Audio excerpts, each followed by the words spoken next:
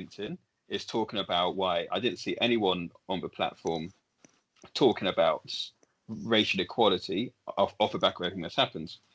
And I said, diversity is happening in the workplace too. It's not just the workplace, it's an alternate reality.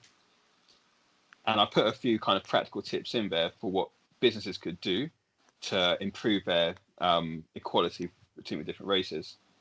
Now, in the comment section, I had people from America go straight into, but what's about black on black crime? Mm-hmm. And I'm like, oh, what's that got to do with the workplace? It's a distraction tactic. And then you'd have other Americans jumping off the back of that. And what that shows me is there's people like in America, there's a mentality of certain people. If you look at even racism as a whole, when did slavery get abolished? I think it was 1865 in America. Yeah. Right? That's only, 150 or so years ago, 155 years ago. That's not that long ago. No. The thing that happened with Emmett Till, I know that was like 90 years after slavery had finished.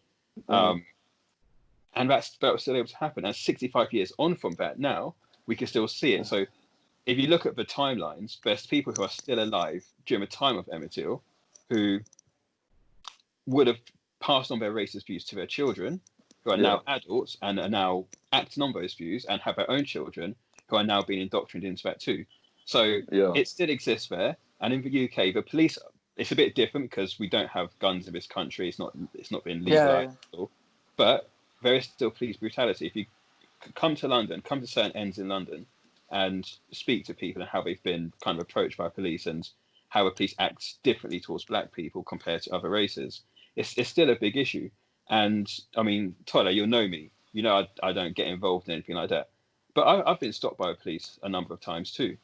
I've been walking home. I was living in quite a nice area. Walking home at night, police van comes up and stops me, asking what I'm doing in the area. I start interrogating me. I said, look, I live here. That's my car there. They take my ID. They start doing all these checks. I didn't get aggressive about it, but I did kind of say to them, like, you see what's going on here. Like, there's no reason why you'd be stopping me. Absolutely. They eventually let me go. But as I was walking down that road, like 2 or 3 minutes further down the road, I could see the police van round the corner at the top of the road, like basically the lights off, hiding, just to watch where I was going, to see what was going to happen next. So when you're being profiled like that, it shows that there's something wrong. There's something in the system that has an negative effect towards black people. And I think it's got to a point now where like we're just fed up with it. So we're now speaking out, and certain people aren't going to like that because ultimately